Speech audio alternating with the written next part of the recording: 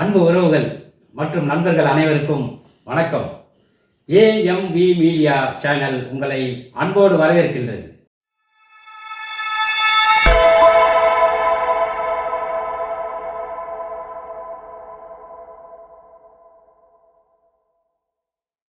இப்போதான் நீங்கள் முதல் நம்ம சேனலில் பார்க்குறீங்கன்னா நம்ம சேனலுடைய பெயர் பக்கத்தில் ரெட் கலரில் சப்ஸ்கிரைப் அப்படின்ற எழுத்து வரும்.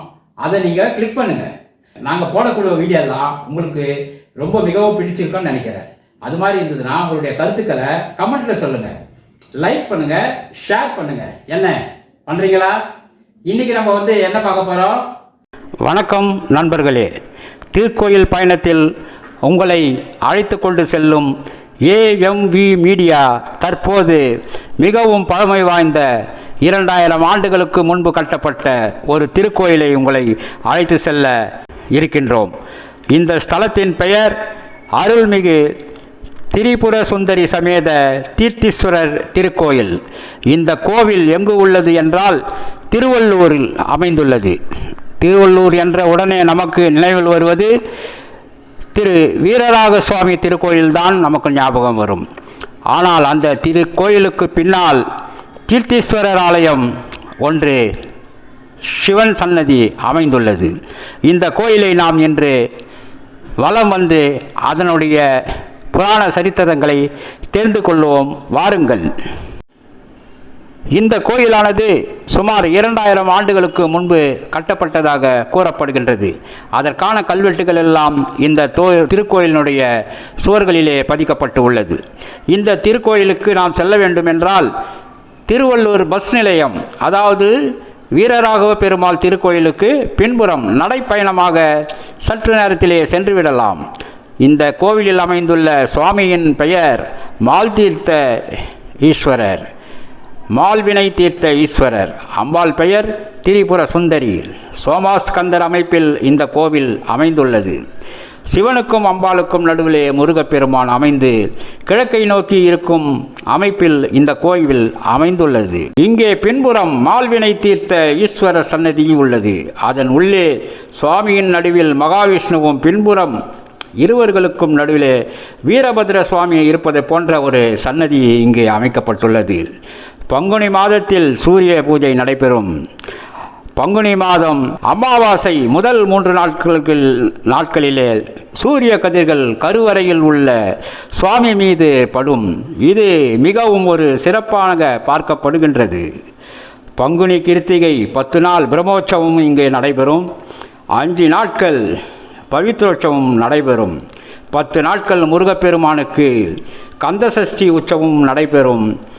அது மட்டுமல்லாமல் அக்னி நட்சத்திர காலத்திலே வசந்த உற்சவம் நடைபெறும்.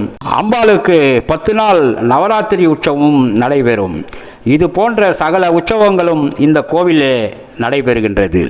இந்த கோவிலின் தீர்த்தம்தான் விசேஷமாக கூறப்படுகின்றது.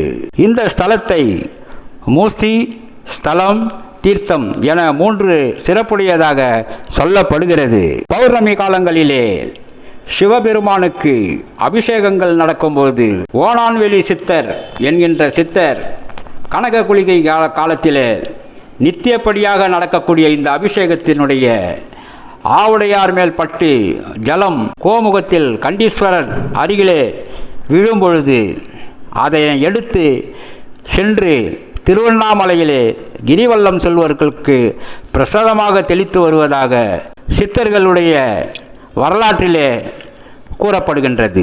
இத்தலத்திலே வெளிப்பிரகாரத்தில் பல சன்னதிகள் எல்லாம் உள்ளது. வரசித்தி விநாயகர், நடராஜர், வள்ளி தெய்வானையுடன் சுப்பிரமணிய சுவாமி, தர்மசாஸ்தா, பால தண்டாயுதபாணி, கால பைரவர் சன்னதி, நவகிரக சன்னதி போன்ற சன்னதிகள் எல்லாம் தனித்தனியாக உள்ளன. இங்கே கால பைரவருக்கும் தனியாக ஒரு சன்னதி அமைக்கப்பட்டுள்ளது. இது ஒரு மிகுந்த சிறப்பான ஒரு திருக்கோயில்.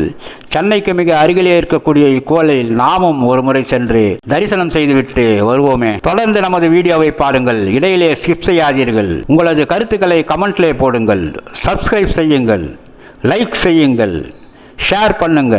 நன்றி, வணக்கம். மீண்டும் அடுத்த ஒரு திருக்கோயிலிலே நாம் சந்திக்கலாம். வணக்கம் நேயர்களே.